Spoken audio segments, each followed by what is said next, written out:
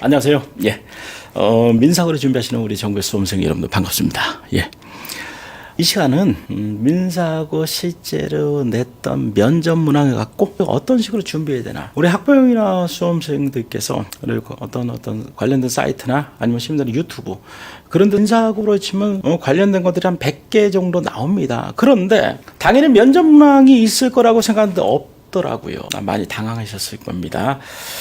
그래서 이 시간은요, 민사고를 오랫동안 강의했던 저로서 이런 면접 문항에 대해서 한번 설명하는 시간을 한번 갖자. 그런 목적으로 만든 시간입니다. 일단 민사고 면접 우리 고교에서는 가장 까다롭다. 일부 의대에서 시작하는 다중 미니 면접이죠. MMI. 이런 방식으로 이제 민사고가 시행하고 있습니다. 우리 대입에서도 실제로 민사고 면접과 가장 유사한 게 이제 서울대 의대 면접이죠. 서울대 의대. 그 다음에 요 정도 면접이 가장 유사하게 진행합니다. 일부 의과대학도 그런 형태로 하는 대학들이 서서 늘어나고 있죠. 면접 형식은 서울대학교 의과대학의 면접 형식과 유사하다. 그렇게 생각하시면 됩니다. 그 다음에 각 20분. 그래서 총 5개 방. 그러니까 5개 방을 학생들이 가야 돼. 그러면 이게 왔다 갔다 하는 시간까지 하면 끝나면은 100분에 끝나는 게 아니죠, 이게. 한 130분 정도 걸립니다. 그러면 면접에서 여러분들 얼마나 긴장이 돼. 그러니까 작년 같은 경우, 재작년 마찬가지죠. 학부형들께서 우리 아이가 민사고를 본다고 하면 밖에서 기다립니다. 그러면 애가 끝나고 나면 전부 다 파김치가 되는 거야. 부모는 물어보고 싶어 하는데 너무 힘든 거야. 그 대부분 아이들이 타자마자 전부 다 자더라고. 부모는 물어보고 싶어 하는데 잘 봤냐, 어떠냐, 뭐 애는 피곤해가지고 보통 그 정도로 학생들 진을 뽑는다. 제가 개인적으로 볼 때는 가장 힘든 면접이 민사고 면접 아닌가 이렇게 생각합니다. 그러면 이제 궁금하잖아, 어떤 게 나오는지. 근데 실제로 시중에서는 없어, 관계된 자료들이. 그래서 이제 그런 아쉬움을 이 시간은 보완하는 그런 시간이 된다. 예. 일단 시험 계획을 보겠습니다. 일단 신입은요, 신입 같은 경우는 지금 학교 사이트 가면 다 나와 있죠. 어떤 식으로 구성하고 언제 가고 나와 있습니다. 문제는 이제 얘입니다. 편입입니다. 편입인데 보통 이제 편입 같은 경우에 결혼생이 있어야 될 거 아니야. 있는 애들 너 인마 편입 받으려고 다니지만 이럴 수는 없는 거 아닙니까? 결혼생이 소수 있습니다. 보통 1명에서 2명 정도 있더라고. 그러면 결혼생들에 한해서 편입생을 모집합니다. 그런데 학교에서는 이거는 신입에 준한다 그랬어. 모든 게 신입에 준한다. 신입에 준해. 신입에 준하지만 형식은 융통성이 있다. 아이가 몇 명 되지도 않는데 몇 명 지원자가 어떻게 올지는 몰라. 지원자가 그렇게 많은 지원자가 응시를 안 합니다. 그랬을 때 융통성이 있죠. 그래서 시간적인 어떤 융통성을 발휘합니다. 시간적인 융통성. 좀 짧게 간다. 그렇지만 신입에 준해서 내용이나 면접 스타일 그런 건 똑같이 간다. 혹시 그 편입을 준비하시는 분들은 참조 바라시기 바랍니다. 자, 필수 영역을 보겠습니다. 필수 영역은 민사고에서요, 4가지 영역이 있죠. 언어, 수학, 영어, 인성 이렇게 있습니다.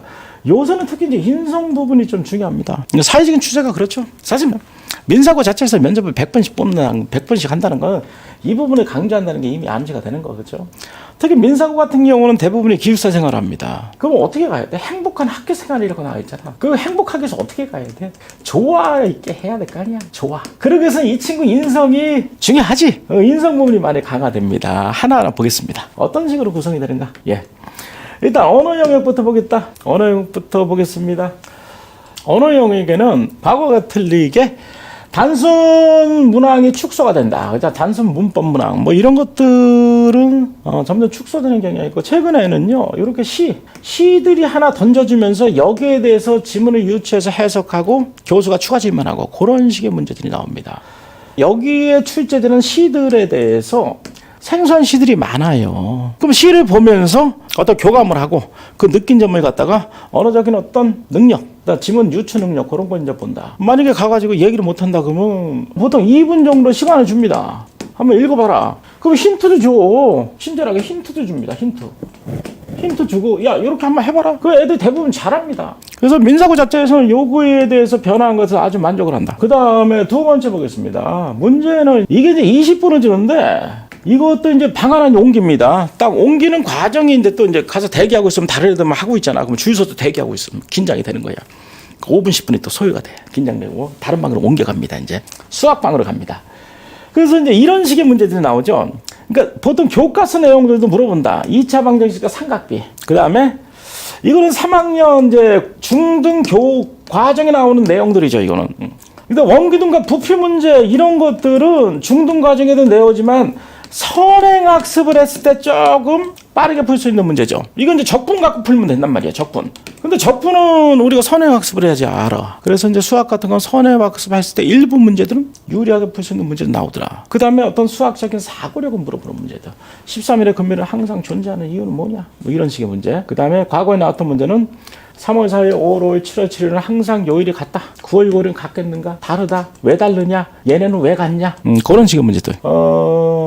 여러분들이 뭐 걱정 마세요. 힌트 제공합니다. 힌트. 한 번, 두 번까지 제공해. 그래서 충분히 말을 하게끔 한다. 그래서 평상시 어떤 수리적인 사고력 이거를 보여주면 되겠습니다. 자, 그 다음에 세 번째는 이제 영어 제시문 문제가 나옵니다. 영어 제시문 문제. 작년 문제 같은 건 완벽주의에 대한 제시문이 나왔어. 그리고 이제 이거에 대해 당연히 독해를 해야지, 영어니까. 어학이니까 독해를 하고.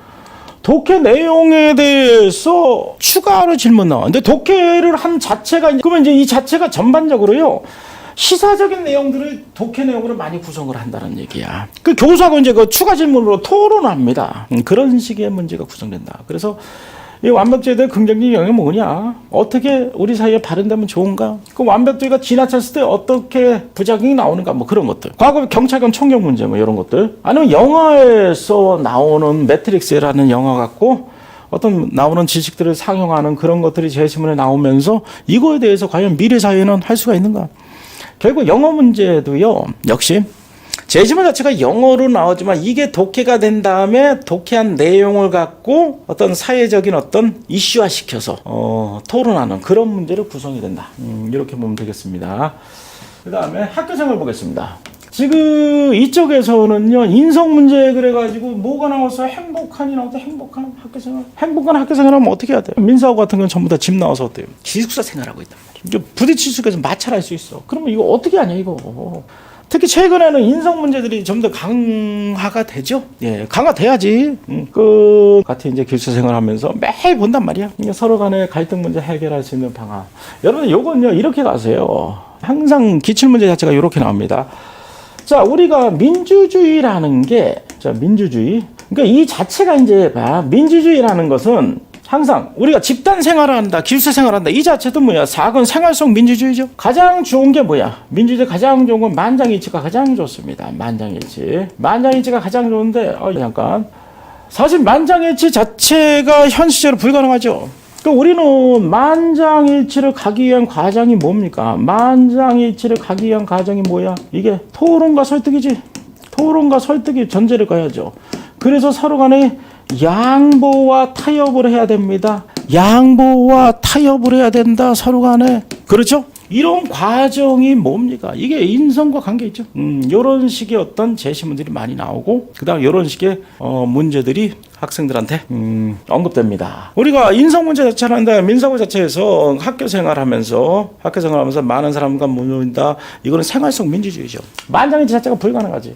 그러면 만장일치로 가는 과정이 뭐냐? 토론과 설득, 양보와 타협, 그죠? 이 자체가 하면서 우리가 생활성 민주주의를 실현한다. 그런 과정에서 나오는 게 여러 가지 갈등 문제를 해결하는 첫 번째가 되겠죠, 그죠? 이런 시각을 갖고 접근하시면 됩니다. 자, 그 다음에 선택 문제가 나오죠. 선택형 문제. 선택형 문제를 보겠습니다. 그 다음에는 선택형 문제가 나와 있네요. 자, 일단 여러분들 선택형 문제에서는요, 이렇게 가시면 될 것 같습니다. 물리, 지구과학, 생명과학, 정보, 그 다음에 사회, 요 영역에서 하나를 선택하는 거야. 이렇게 되죠. 사회 예시를 한번 보겠습니다. 과거에 이제 이런 식의 문제도 나왔다. 통일신라 발현은 동일민족인가? 그 다음에 본인이 대통령이 되었을 때 펼칠 경제정책, 뭐 이런 문제도 나왔었고, 그죠? 그 다음에, 다른 것도 마찬가지입니다. 다른 것도. 이 자체가 전문적인 영역보다도 물리나 지구과학이나 생명과학이나 정보나 사회에 방금 했던 거 마찬가지고, 충실하게 학교 생활했던 친구들한테 대답하게끔 그런 문제들이 나온다. 그런데 우리 학생들은 굉장히 어렵게 생각하죠. 자, 요거를 준비할 때 저는 그래서 민사고로 준비할 때 어떤 식의 준비를 시키냐면요. 사실 그 민사고 서울대 의과대학 문제하고 유사합니다. 형식이 유사하지. 그리고 실제로 대입에서는요, 그 연대나 고대, 제가 이제 개인적으로 제가 갖고 있는 책 중에서 이제 면접의 정석이라는 책이 있어요. 수원가의 베스트셀러죠. 네, 면접의 정석. 요 책이 이제 서울대 연고대를 준비하는 그런 어떤 책입니다. 그 면접에서 저는요, 일부 민사고와 관계된 연대나 고대, 연대 고대 같은 거, 과거 융합이나 아니면 학교장 추천 문제, 그런 것도 학추 1, 2. 그리고 과거 이제 서울대 일반 문제. 요런 문제를 조금은 순화시켜서 제가 연습을 하고 있습니다. 그러다 보니까 학생들도 아주 좋은 결과도 나오고요. 이제 결론을 말씀드리겠습니다. 여러분들도 민사고 자체 면접에 대해서 우리 어떠한 힌트들이 없어. 우리 아무 사이트에 가도 없습니다. 실제로 면접 문제 어떻게 접근해야 되는가.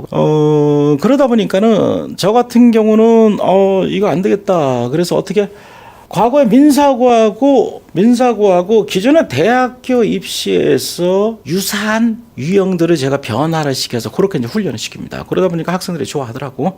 그다음에 결과도 좋고요. 그렇게 간다. 마무리하겠습니다. 제 강의가 민사로 준비하시는 우리 수험생 학부형들한테 작은 도움을 드렸다면 저는 더 바랄 게 없습니다. 더 큰 도움을 받고 싶다. 아무쪼록 이제 제 강의가 우리 수험생들한테 또 학부형들한테 작은 도움이 됐으면 그런 바람입니다.